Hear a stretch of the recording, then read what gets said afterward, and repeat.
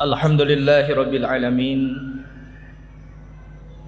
Alladhi allafa baina qulubina fa asbahna bi ni'matihi ikhwana. Ashhadu an la ilaha illallah wahdahu la syarika lah wa ashhadu anna Muhammadan abduhu wa rasuluh alladhi la nabiyya ba'd. Faqala Allah ta'ala fil Qur'anil Karim, a'udzu billahi minasyaitonir rajim. Ya ayyuhalladzina amanu taqullaha haqqa tuqatih wa la tamutunna illa wa antum muslimun. Al-ayah.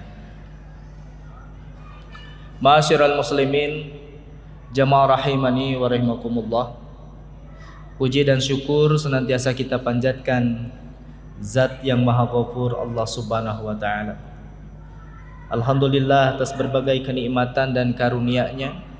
Pada siang hari ini kita masih dapat menunaikan kewajiban yang telah diperintahkan oleh Allah Subhanahu wa taala, yaitu diantaranya untuk menunaikan salat zuhur berjamaah. Mudah-mudahan apa yang kita lakukan dicatat di sisi Allah Subhanahu wa taala sebagai amal saleh dan menjadi kebaikan kita di yaumil jazaa.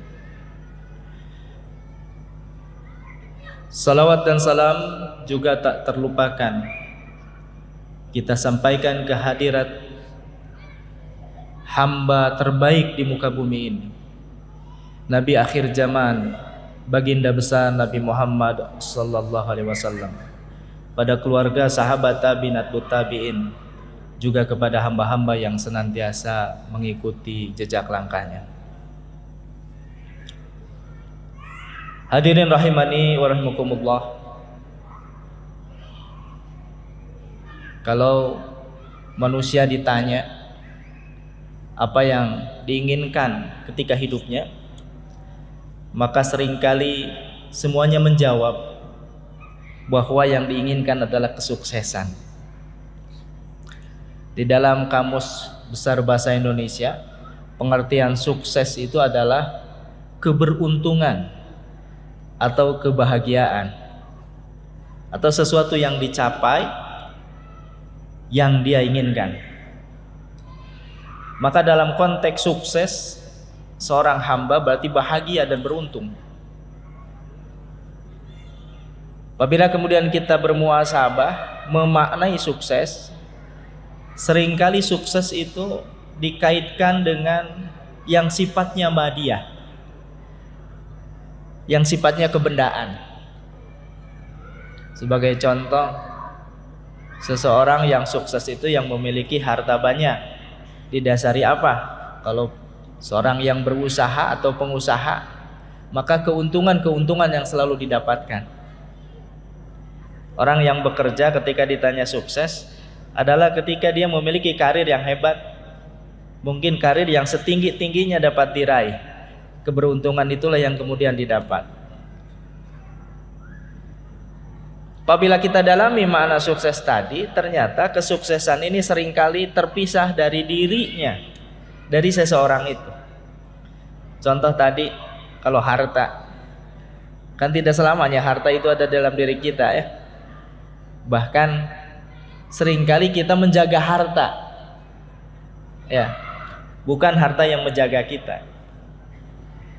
Harta ini justru kita khawatir hilang, khawatir tidak ada. Yang seringkali justru barometer tadi, kesuksesan hartanya banyak ya. Orang yang tadi bekerja sebagai karyawan ingin mendapatkan karir, meraih karir yang hebat. Pertanyaannya apa yang dikhawatirkan? Ternyata yang dikhawatirkan adalah karirnya hilang ya, jabatannya hilang, jabatannya habis, jabatannya diambil orang ya. Nah, ini seringkali makna sukses itu dikaitkan dengan keberhasilan, keberuntungan yang pada hakikatnya ternyata berpisah dari kita, tidak menyatu ya. Yang pada hakikatnya juga dimilikinya dapat diambil oleh orang lain, dapat kemudian berpisah dari dirinya. Dalam sebuah hadis Rasulullah SAW menyampaikan, salasun munjiyat, 3 hal yang akan membuat seseorang itu sukses. membuat seseorang itu tadi bahagia, beruntung. Yang pertama adalah fal adlu fir ridha'i wal ghadabi. Seseorang yang memiliki karakter adil. Jamaah rahimani wa rahimakumullah, memaknai adil ini seringkali kita mengaitkan adil itu mananya adalah sawa, seimbang, sama, ya, atau tawazun, sama juga seimbang. Ya, kalau kita punya anak dua, yang satu dikasih 100.000, yang satu dikasih 100.000, itu adil. Inilah mana adil yang kemudian seringkali dipahami oleh masyarakat umum, dan tidak keliru, memang seperti itu diantara makna adil. Fir ridha'i wal ghadabi, ya, di dalam keadaan kita ridha, dalam keadaan kita murka, berlaku adil. Makanya di dalam Al-Quran Allah sampaikan i'dilu huwa aqrabu littaqwa, ya. Berlakulah adil karena keadilan itu dekat dengan ketakwaan. Artinya tadi bahwa bersikap adil, memiliki karakter adil bagi seseorang itu akan bahagia, itu akan sukses. Nah, namun makna dan pengertian adil ini yang kemudian kita dalami, bukan hanya arti satu sama dengan satu itu adil. Ibnu Qayyim diantaranya menyampaikan bahwa adil itu cenderung untuk melakukan kebenaran. Kalau di dalam Al-Quran disampaikan al-haqqu mir rabbika, kebenaran itu datangnya dari Tuhanmu. Maka konteks adil ini sederhananya bagaimana kita cenderung untuk melakukan din, menjalankan syariat ini, menjalankan agama ini. Orang yang menjalankan syariat, orang yang menjalankan agama, yang hidupnya dibarengi dengan agama Islam, Masya Allah, dia akan berbahagia, dia akan sukses. Di dunia akan merasakan kenikmatan, di Indonesia akan merasakan kebahagiaan. Karena apa? Karena tadi dia ridha, dia ikhlas dengan menjalankan kebenaran yang datangnya dari Allah dan Rasulnya, yang datangnya dari agama. Hadirin rahimani wa rahimakumullah, coba kalau kita tafakuri, orang yang didasari oleh iman, memiliki harta, banyak harta, maka nanti akan tumbuh, muncul di dalam dirinya bahwa harta itu bukan miliknya, harta itu hanya titipan. Maka kemudian apa? Datanglah sifat yang kedua, kata Rasulullah, ketika seseorang akan sukses, akan bahagia. Apa itu? Yang kedua adalah al-qasdu fil faqri wal ghina. Maka akan muncul sifat kedermawanan, berehan, tidak takut hartanya hilang, tidak takut jabatannya hilang, tidak takut apa yang dimilikinya hilang. Ini yang terjadi kalau kita bercermin kepada para sahabat. Ketika Rasulullah SAW menyampaikan, wahai sahabat, siapa yang akan berinfak, siapa yang akan bersedekah di jalan Allah, maka para sahabat wasari'u, bersegera, fastabiqul khairat, berlomba-lomba dalam kebaikan, mengorbankan hartanya. Untuk apa?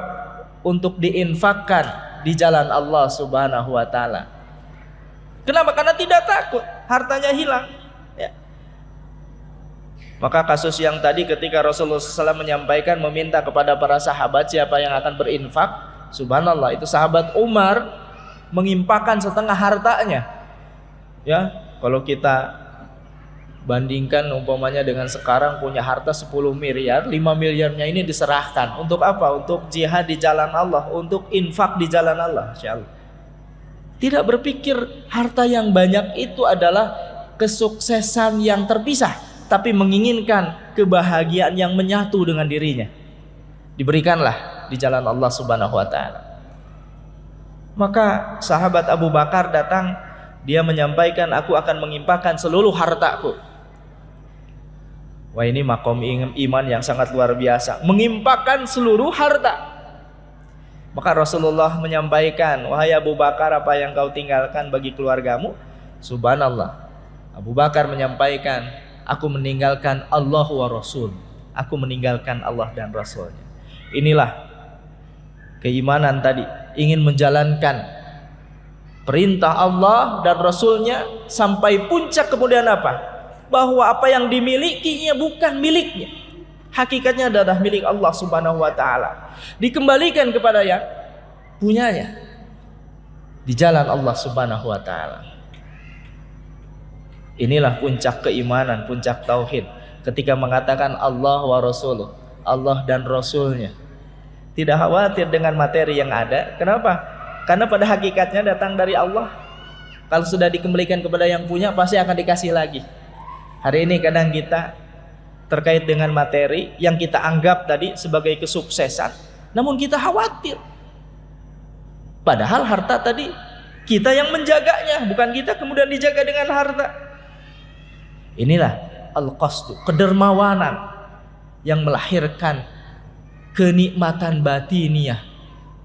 Maka kita dapat melihat dalam kehidupan kita, jamaah sekalian, tidak ada pernah satupun kita melihat orang yang dermawan, orang yang rajin sedekah ada dalam kefakiran, ada dalam kemiskinan, dan ada dalam kebinasaan. Masya Allah, orang yang dermawan itu orangnya bahagia. Orang yang bersedekah, berinfak, mereka justru hartanya dilipat gandakan lagi oleh Allah Subhanahu wa taala. Dan apa yang dimilikinya terus berkembang. Kenapa? Karena yakin diserahkan kepada yang punyanya, dan Allah memberikan lagi yang terbaik baginya. Berbeda kan dengan kisahnya orang-orang yang kikir, orang-orang yang pedit, ya, orang-orang yang kemudian tidak rela hartanya dilakukan untuk berbagi. Rasulullah juga sudah mengingatkan, orang yang binasa sebelum umat kalian adalah orang-orang yang kikir, orang-orang yang bakhil, yang mereka menahan hartanya untuk kepuasan diri. Ternyata yang terjadi bukan kenikmatan, ketenangan, tapi kekhawatiran dan kewaswasan. Dan poin yang ketiga, jamaah sekalian, sabda Rasulullah SAW, kebahagiaan, kesuksesan itu dapat diraih dengan khasyatullah, takut kepada Allah, fi sirri wa alaniyah, baik dalam keadaan sepi, keadaan sendiri, atau sedang ramai. Banyak orang yang mensyiarkan amal soleh, melakukan amal soleh sedang ramai, tapi jarang kemudian kita mencoba bermuhasabah diri bahwa kita khasyatullah, kita takut kepada Allah Subhanahu wa taala ketika sedang sepi, sedang sendiri, sedang tidak dilihat oleh orang. Banyak ya bapak-bapak, ibu-ibu sekalian, amal soleh kita ingin kelihatan sama orang ya. Yang tadinya orang lain tidak tahu jadi tahu. Dengan apa? Sekarang dengan media sosial kan gampang ya. Ada kita sedang tilawah Quran, update status. Sedang kita sholat malam, update status. Padahal orang lain tidak tahu kita sedang beramal soleh. Bahkan ada kan seorang hamba yang bersedekah di masjid, berazam dalam dirinya, saya nggak akan ngasih tahu bahwa saya bersedekah. Ya, ditulis aja apa? Hamba Allah. Ya, di masjid diminta infak, siapa yang infak untuk kebutuhan masjid paling banyak siapa? Ditulis hamba Allah 100 juta. Lalu dia bilang ketika sedang ada pengumuman itu, Pak, tahu tidak siapa yang berinfak 10 juta? Di situ hamba Allah ya. Iya hamba Allah ya. Siapa ya hamba Allah itu? Nyelengkeung we. Hamba Allah teh saya eta teh cenah. Ya. Yang tadinya sudah khasyatullah, tidak ditulis siapa, disembunyikan, dorongan setan. Jadinya apa? Jadi malah kemudian ria'an nas, ya. Diinformasikan kepada manusia saya yang berinfak. Yang khasyatullah, takut kepada Allah, Masya Allah, itulah orang yang akan bahagia, orang yang akan sukses. Kenapa? Karena ulaqatu ibad ma'allah, hamba hubungan dia dengan Allah luar biasa. Nah maka kalau kita perhatikan dari hadis ini, hadisnya diterima oleh Ibnu Umar, bahwa 3 hal yang akan mensukseskan seseorang, 3 hal yang menyebabkan orang bahagia. bukan yang terpisah dari dirinya, tapi yang menyatu dengan hati dan fisiknya. Yang pertama adalah orang yang berlaku adil, yang intinya adalah melaksanakan perintah Allah dan Rasulnya serta menjauhi apa yang dilarang oleh agama ini. Yang kedua adalah orang-orang yang mendermakan hartanya, ya, dirinya untuk lillah. Dan yang ketiga adalah orang-orang yang takut kepada Allah Subhanahu wa taala dalam keadaan sepi maupun dalam keadaan ramai. Mudah-mudahan kita semua termasuk orang-orang yang bahagia dengan apa yang telah disabdakan oleh Rasulullah sallallahu alaihi wasallam tadi. Aku qouli hada astaghfirullah wa lakum. Wassalamualaikum warahmatullahi wabarakatuh.